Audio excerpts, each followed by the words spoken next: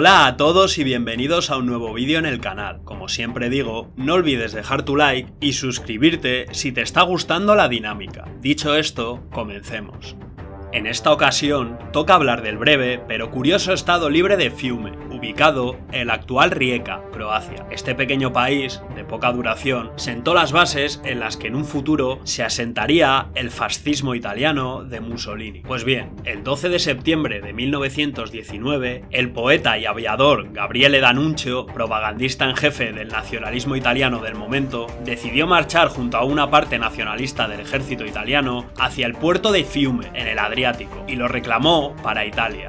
Lo hizo en contra de las decisiones de las grandes potencias y el propio gobierno italiano sobre el destino de la ciudad, que pertenecía tanto a Italia como a Croacia. Así, comenzaría una era política en Europa, que puso a prueba los límites de los acuerdos de paz que supuestamente iban a poner fin a la Primera Guerra Mundial y que finalmente todos ignoraron por completo. La guerra resultó que no había terminado realmente en 1918, simplemente se transmutó en una nueva serie de guerras civiles y revoluciones, conflictos, convulsiones, de las cuales la conquista de Fiume fue la más teatral y surrealista. La idea de la guerra se convirtió en el crisol de una paz imperfecta, en la que la cultura, la política y la ideología se entremezclaron. Las viejas verdades se hicieron añicos y nacieron nuevas teorías. Y esto siguió cociéndose durante varios años más, reconfigurando el continente y sembrando nuevos odios, nuevos miedos y nuevas ideologías en lo más profundo del continente europeo. Es importante destacar que el proceso de deslegitimación del Acuerdo de Versalles recibió uno de sus primeros impulsos y más flamantes no en uno de los países derrotados en la guerra, como podrían ser Alemania, Austria o el Imperio Otomano, sino en uno de los supuestos vencedores, Italia.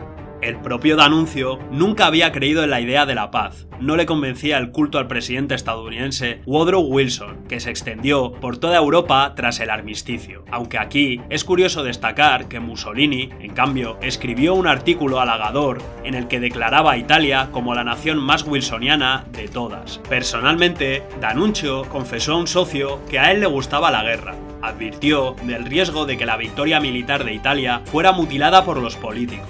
A principios de 1919 escribió lo siguiente: no solo no ha terminado nuestra guerra, sino que acaba de llegar a su clímax. Los nacionalistas estaban indignados por el resultado de Versalles. Se había derramado demasiada sangre italiana sin que el país recibiera su justa recompensa. Una de ellas era, supuestamente, la costa de Dalmacia, hoy en día la mayor parte de Croacia. El día de la toma de Fiume, D'Annunzio no se enfrentó a ninguna oposición militar seria. Se dice que un general italiano leal a Roma le ordenó que se detuviera en el camino a la ciudad. El poeta ofreció teatralmente su pecho cubierto de medallas al general y le desafió a dispararle en el acto. Los periódicos nacionalistas informaron de que el general había quedado totalmente convencido por este acto de valentía, citando su entusiasta respuesta: «Oh gran poeta, espero que tu sueño se cumpla y que pueda gritar contigo: ¡Viva Fiume Italiana!». Así, retrasado por poco tiempo, D'Annunzio se dirigió hacia Fiume en un Fiat Tipo 4 a la cabeza de una columna de camiones del ejército italiano robados de un depósito cercano. Los soldados Arditi de camisa negra,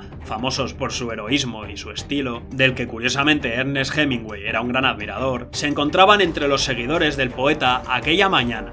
También había varios grupos de jóvenes y adolescentes entusiasmados por el dramatismo del acto de D'Annunzio, educados en las historias de un audaz vuelo propagandístico anterior sobre la ciudad enemiga de Viena en 1918, en el que el poeta dejó caer miles de panfletos, algunos escritos a mano, advirtiendo a los austriacos de que se rindieran ahora ante la imparable fuerza del espíritu italiano y amenazando con volver la próxima vez con bombas. Por la tarde, D'Annunzio estaba totalmente al mando de la ciudad. Los británicos y los franceses no sabían qué hacer, pues no querían quedar atrapados en medio de una trifulca intraitaliana. El poeta lanzó a Fiume a la palestra mundial, como no podía ser de otro modo, con él mismo en el centro. La armada italiana impuso un bloqueo, pero con bastantes fugas. Cuando se celebraban fiestas en Fiume, lo que ocurría muy a menudo, los barcos traían oficiales del ejército para que disfrutaran de la desinhibida juerga por la que la ciudad era ahora conocida. El dinero llegaba de los partidarios del resto de Italia, junto con los nuevos reclutas nacionalistas que esperaban contagiarse de la emoción. Magníficas procesiones siguieron a la conquista de Fiume por parte de D'Annunzio, y largos discursos desde varios balcones, más allá de la parodia poesía, más allá del arte, más allá del significado que cualquiera pueda discernir, pero pronunciados con una pasión y un estilo fantásticos. Filippo Marinetti, el poeta italiano con bigote que antes de la guerra había defendido un nuevo culto a la velocidad, simbolizado por los aviones y los accidentes de tráfico, realizó una visita y declaró que la ciudad era verdaderamente futurista. Diversos artistas y políticos con causas que no eran debidamente escuchadas en otros lugares acudieron a la ciudad. Los republicanos irlandeses intentaron comprar allí armas para luchar contra los británicos.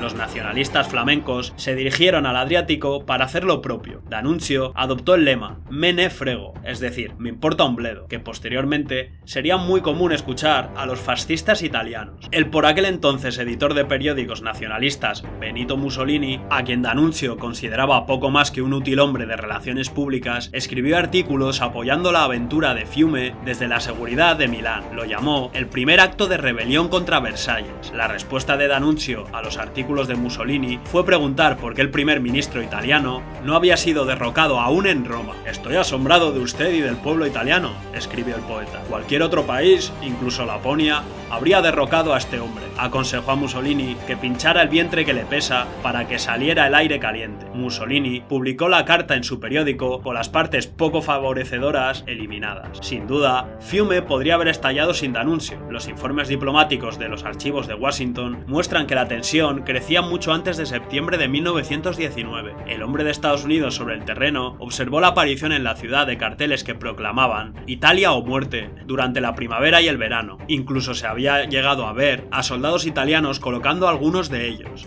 En 1919, en Fiume también se produjeron disturbios en busca de que la ciudad fuese a ser una parte integral de Italia, y la policía italiana del lugar no intervino. El representante de Estados Unidos en la ciudad vio cómo se rompía el escaparate de un restaurante cuando corrió el rumor de que un oficial francés estaba cenando allí. Se consideraba que los franceses habían vendido a Italia en París. En otra ocasión, se informó de la muerte de un soldado francés. Un club croata local fue saqueado por los alborotadores y unos adolescentes croatas fueron supuestamente tiroteados por la policía sin otra razón que la de no mostrar suficiente respeto a Italia. Todo esto meses antes de que D'Annunzio llegara a la ciudad, pero tuvo que ser el propio poeta quien unificara todo esto en una crisis nacional y en última instancia internacional. Su extravagante personalidad se adaptaba perfectamente a su condición de testaferro de tales aventuras de política exterior, aunque el tío fuera totalmente inadecuado para afrontar sus consecuencias. D'Annunzio fue finalmente expulsado de Fiume en las navidades de 1920 por tropas italianas, cuando estos se dieron cuenta de que tenían mejores cosas que hacer que preocuparse por una ciudad al otro lado del Adriático, y los periódicos además estaban de vacaciones. Algunos, como el comunista Hemingway, que solía regalar los libros del poeta a sus amigos, seguía pensando que D'Annunzio podría tener un futuro político años después.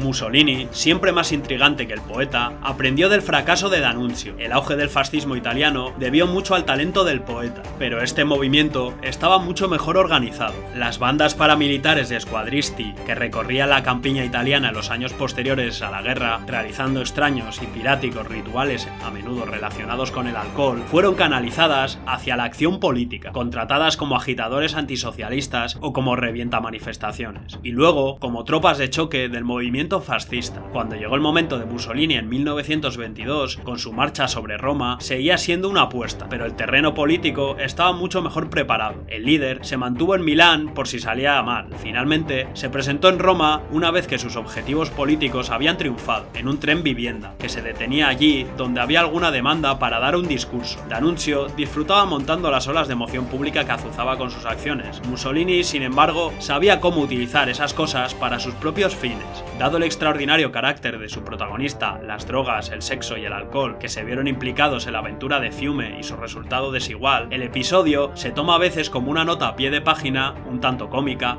de la caótica historia de Europa en los años cruciales de 1917 a 1923, pero merece ser tomado más seriamente como un presagio de lo que vendría, como un emblema de los procesos europeos más amplios cuando el Estado dejó de ejercer el monopolio de la violencia Francia, esto fue cierto en Irlanda, Alemania y Turquía, así como en Italia, y cuando una postura cultural podía fusionarse con una política para crear el fascismo, independientemente de si el propio D'Annunzio podría ser razonablemente llamado fascista. Donde D'Annunzio lideró, otros le siguieron. El mismo día que el poeta italiano entró en Fiume, Adolf Hitler asistió a su primera reunión del Partido Obrero Alemán en Múnich, para tomar notas para su jefe en el departamento de propaganda del ejército. En Turquía, Mustafa Kemal comenzó su campaña en la sombra para garantizar que la derrota del Imperio Otomano en la guerra no fuera la última palabra para la nación turca. La idea de que un golpe de estado podría lanzarse con un golpe de teatro en una ciudad secundaria con un dramático triunfo en los asuntos públicos resultó infundada en el caso de Fiume, pero la escapada de Fiume sí entró en el libro de jugadas de otros líderes políticos de todo el continente que buscaban hacer saltar por los aires los acuerdos de paz de la Gran Guerra. En una época en la que los gobiernos europeos luchaban por demostrar su legitimidad a sus pueblos, Fiume sirvió de ejemplo de lo que se podía conseguir con un acto de bravura. El hecho de que D'Annunzio no tuviera éxito solo significaba que otros tendrían que hacerlo mejor. Y hasta aquí el vídeo. Espero que os haya gustado y si es así, no olvides dejar tu like y suscribirte y nada, nos vemos en la próxima.